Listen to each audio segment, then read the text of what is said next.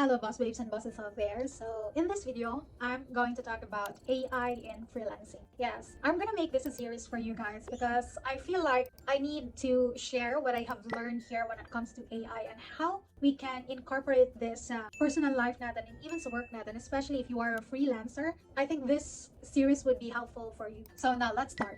What is an AI? So I will try to explain this as easy as I can. And I hope you guys magets nyo. Ang AI, it's like basically giving the machine brains to think and act like a human.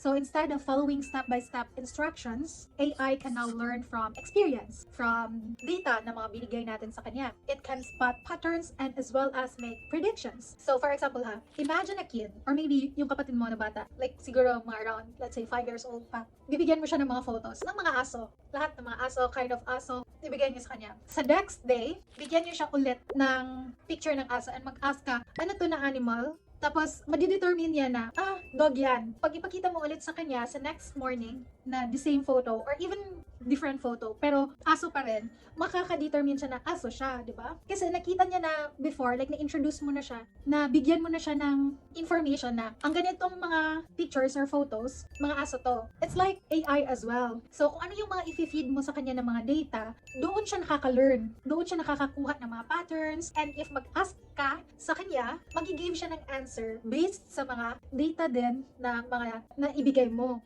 That's basically what is an AI. AI really is a big bubble and marami siyang branches inside. But yung nutshell lang talaga ng isang AI is that it's basically giving machines brain to learn from experiences, learn from the data na binigay natin sa kanya, and based from that, mag-create siya ng predictions. Kung ano yung itanong natin, like doon lang din siya kumukuha ng mga answers sa binigay natin na information sa kanya. I remember sa isang class ko, sa artificial intelligence ko na class, ang liit ng score ko. Wait lang, hear me out. The reason why, nag-justify nun bakit maliit ang score. Online kasi yun. And alam mo yun naman yung tita niya na pag online, hindi talaga ako focus sa class namin. Nag-headset lang ako, pero sa totoo niyan, hindi talaga ako nag-turn on ng camera. Sa bahay, nag-clean ako, nag-fold ako ng mga clothes, or nag-vacuum, or nag-journal, or iba-iba yung mga ginagawa ko, naglalaba. Yung hindi talaga ako focus sa explanation ng teacher, ano yung format ng coding and all. Like, I think that is really the main factor why I don't like online classes because hindi talaga ako focus. Unless kasi pag nasa classroom ka, like, wala kang choice kundi makinig at matuto.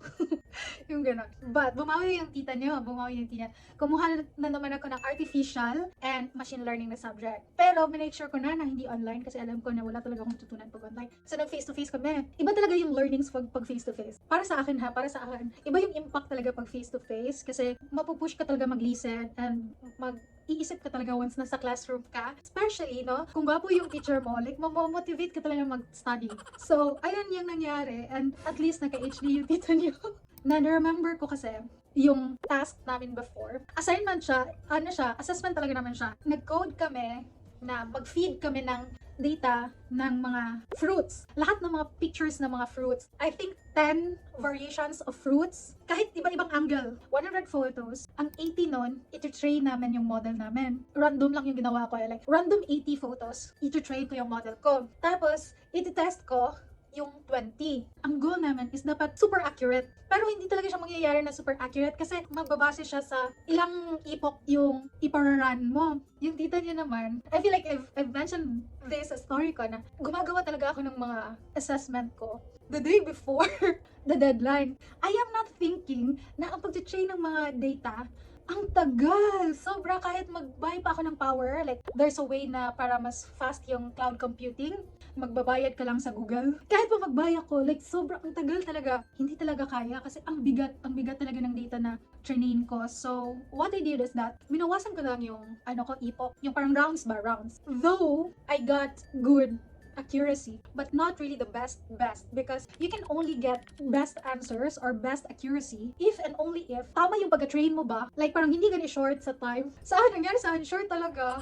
Sinabihan ako ng mga barkada ko, mga Vietnamese and Chinese, they always say, oh Suzy, come on, why you are still not yet starting, because it will really take so long, or it takes so much time daw to train the data. And ayun na nga, I got a good accuracy but not the best. I feel like yung friend ko na nag-start siya a week before, na nakatrain talaga siya ng mataas-taas na ipok. Nag-buy din siya ng mga computing power. Siya, nakakuha siya ng, I guess, 98?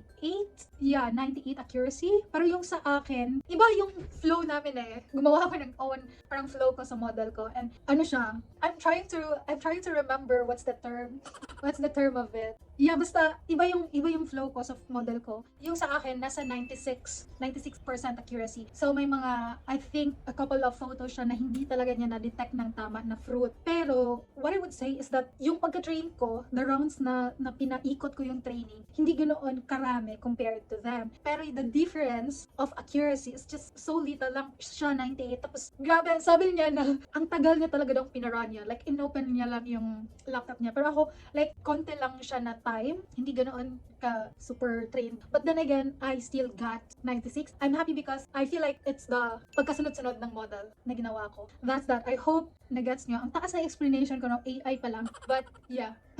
With that being said, I feel like na-mention ko na earlier na yung AI is really a big bubble. And under that big bubble, may nasa loob pa ng bubble niyan, and that is what we call machine learning. Sa loob ng machine learning, meron tayong tinatawag na LLM or Large Language Model. Diyan tayo muna magfo-focus. So, maybe you are asking now, ano na naman itong LLM, Sue? So, if you have been using ChatGPT, then isa yan sa mga examples ng mga Large Language Model. Now, AI agent. So, magkaiba po yung LLM and AI agent. So, ang difference po ng LLM, limited lang yung access niya. Very passive AI siya. Kakaroon lang siya ng learnings. Data, based sa mga binibigay mo na data sa kanya. Ang ibibigay niya ng mga output is what I have shared sa inyo kanina. Kung ano yung i-feed natin na data, yan din possibly yung i-return niya na answer sa'yo.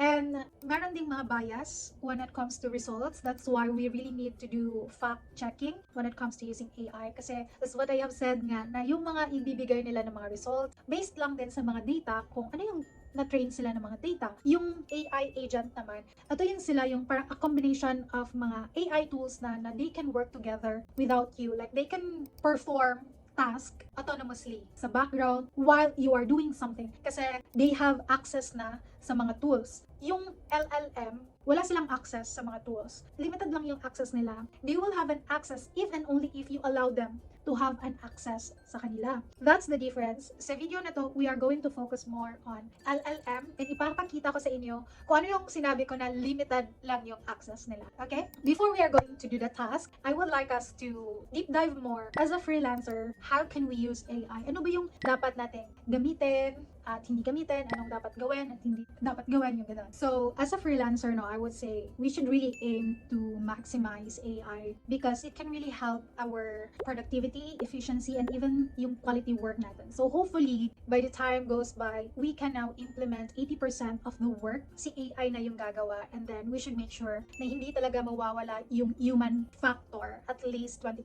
So, we should make sure na yung human factor andun pa din. So, what do I mean by human factor? It's more on like putting human emotions ba? Like, mafe-feel mo pa rin na human yung gumawa ng task. And we should always implement rational thinking and critical thinking all the time when it comes to, checking the AI work. We cannot just really rely 100% kay AI because as what I have said, sometimes bias siya. It depends kung ano yung mga data na na-train na sa kanya ba and how we are going to give prompts sa AI. It's so important to make sure na the more specific na ibigay natin na prompts, the more we can get the exact output na gusto talaga natin. And we should not really forget talaga na mag-fact-checking. Lahat ng ibibigay ni ChatGPT, ng Gemini, ng DeepSeek, Perplexity, Claude, or whatsoever, we should always make sure to fact-check it. Because again, mga trained lang sila na mga machines, and kung ano yung na-train sa kanila, yun yung ibibigay sa atin. With that being said, na trained lang yan sila sa mga input natin, I want you guys be careful sa kung ano yung i-feed nyo na data. Please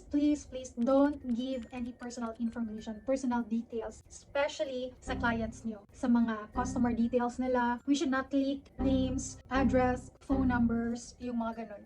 It's really a no-no talaga. Especially kung may mga NDA talaga kayo na pinirmahan, no? Merong nakalagay dyan, what are the AIs that you can use if ever they allow you to use AI. Kung hindi, kung nasa NDA niyo sa agreement yun na you are not really allowed to use AI, then please wag na lang. Okay? It's better na safe tayo, and we should make sure we are following the rules na company or ng boss natin. Those are the things that I would say na we have to keep in mind.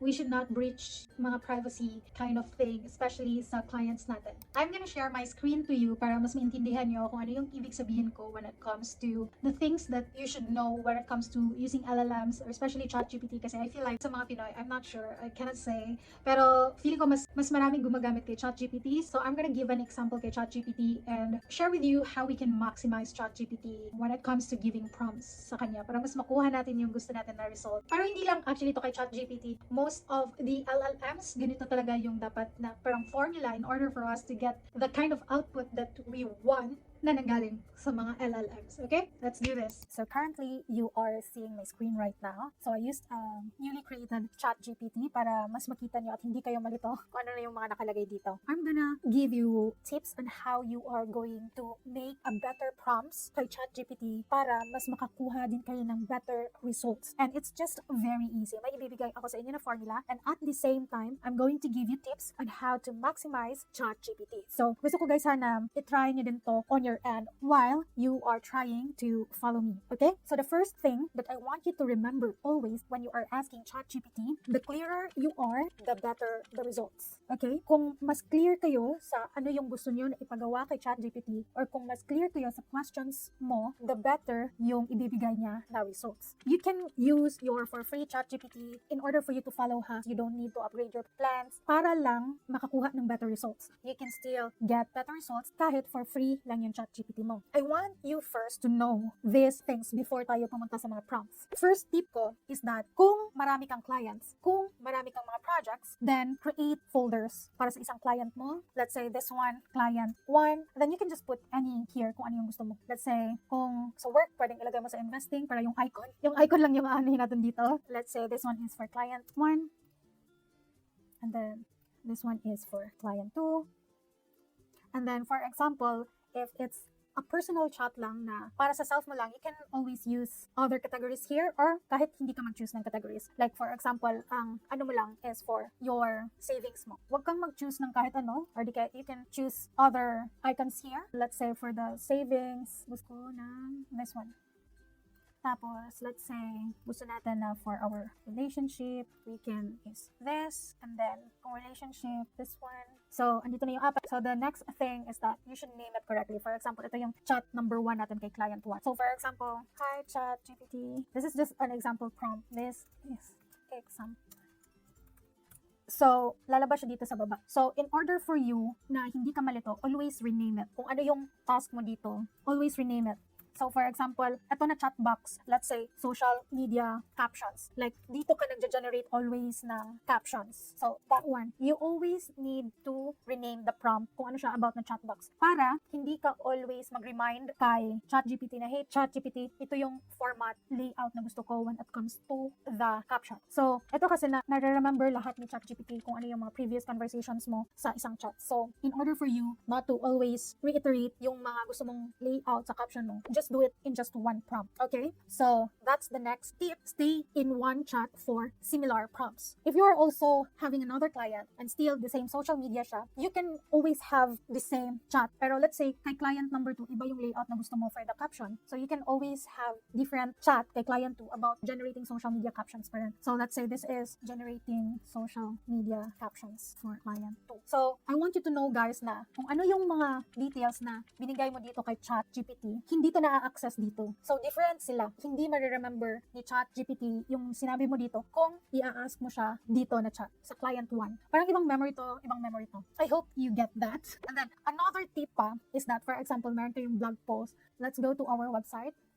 Let's go to, let's say, blogs. If you guys don't know, we have blogs as well. If you want in text format, you can always go to our website and just click resources and then blogs. So, andito yung mga blogs natin. and here. You can always copy and paste everything here, and then i-copy paste mo kay chat. Like for example, this one. This is a new chat na naman. Therefore, hindi to yung generating social media captions. So this one, generating new blogs for AI content. Tapos i-copy and paste mo, something like that. And then ipa-analyze mo kay ChatGPT. Analyze the layout of this content and create the same about AI. So you can do something like that na pwede mo siyang i-ask na mag-analyze ng mga blogs and other data na gusto mo ipa-analyze sa kanya. And then you can ask na mag-create ng the same layout for you para it would be easier for you to copy kung ano yung ginawa mo before or ano yung ginawa before ni client ba. Para it's easier for you to have the same na output sa ginawa ni client or sa ginawa mo before, yung ganun. So you can do that. So technically, this is a new chat, right? So ito yung sa blog analysis. You can always rename it, generate blog post. So para may idea kayo na